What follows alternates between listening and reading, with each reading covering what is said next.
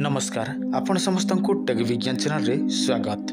बंधुगण आज मु आपण को यही वीडियो माध्यम रे गोटे चमत्कारी मंत्र विषय रे कहबा पई जाउछि।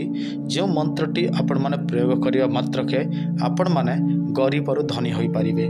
देखंतो एटा मो कहू नाही, एटा तंत्र शास्त्र रे वर्णित अछि, ता छडा हमर पोथी रे मध्य वर्णित अछि। जदि आपण माने धन कामना करिकी अनेक प्रकार पूजा विधि करूछंती किंबा विभिन्न तीर्थस्थल को जाउछंती, केबे हेले मध्य आपण माने धनी हेई पारु नाहंती किंबा आपण को आर्थिक समस्या दूर हेई पारु नाही, ताहले आपण माने एही मंत्रटी प्रयोग करिवे। देखंतु एही मंत्रटी प्रयोग करिबा अति सहज। केवल मात्र मंत्र प्रयोग करिवे एवं केते गुडी आपण मान को उपाय करबा को पड़िबो। सेही उपाय सब करिला परे आपण मान निश्चित भाबरे धनी हेबा को चाहिले धनी हेई पारिबे। आउ थरे मु आपण मान को कहूछि, एही वीडियो रे मु आपण मान को जहा मध्य कहूछि से सब तंत्र शास्त्र एवं पोथी अनुसार जेमिति पोथी रे कहा जाइछि, जेमिति तंत्र शास्त्र रे कहा जाइछि, मो आपण मान को से सब को देखि कि ही कहूछि। तो चलंतु मो आपण मान को संपूर्ण प्रयोग विधि कहि दउछि, आपण माने एही मंत्रटी केमिति प्रयोग करिवे।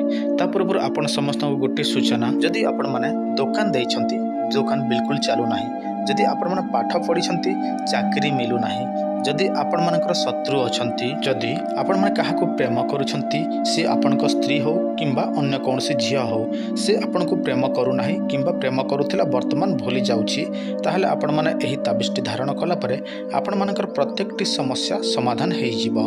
आपण मानको एही ताबिज आमे बाय पोस्ट माध्यम रे पठै देबु। केवल आपण माने हमकु कॉल करिबा को पड़िबो। देखंतु आपण को मोबाइल स्क्रीन रे ओम ऐं लक्ष्मी श्री कमलधारिणी कलहंसी स्वाहा यही मंत्रटी को आपण माने लक्षे थर जप करने को पड़िबो। लक्षे थर जप कले आपणकर यही मंत्रटी सिद्धि हेई जिवो।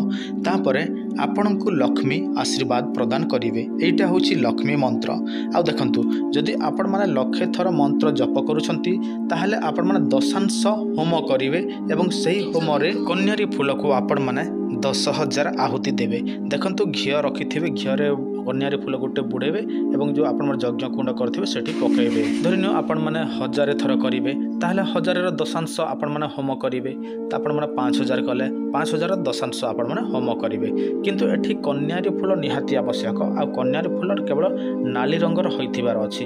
जदि आपण माने एतिकी करि परिबे, निश्चित भाबरे आपण गठरे माता लक्ष्मी प्रसन्न हेबे। आ माता लक्ष्मी प्रसन्न हेले कोन होइथाय से सब तो आपण माने जानिछंती, तेणु मो आपण मानको बुझिबार कोनोसी आवश्यक नाही। आ गोटे कथा मु आपण माने कहूछि, केते जण लेखंती भाई आपण काहे की करू नाहंती। देखंतु भाई जे कोनोसी तांत्रिक से निज पई केबे हेले मध्य कोनोसी तंत्र मंत्र जंत्र प्रयोग करि न थाए। केवल जनमंगल उद्देश्य रे एही सब आमे शिखि थाउ एवं समस्त को मार्गदर्शन करि थाउ। जेमिति गोटे गछ ताठु फल होए, किंतु फल केबे हेले मध्य सेही गछ खाइ न थाए, सेमिति आमे मध्य एही सब शिखिछु केवल जनमंगल पई।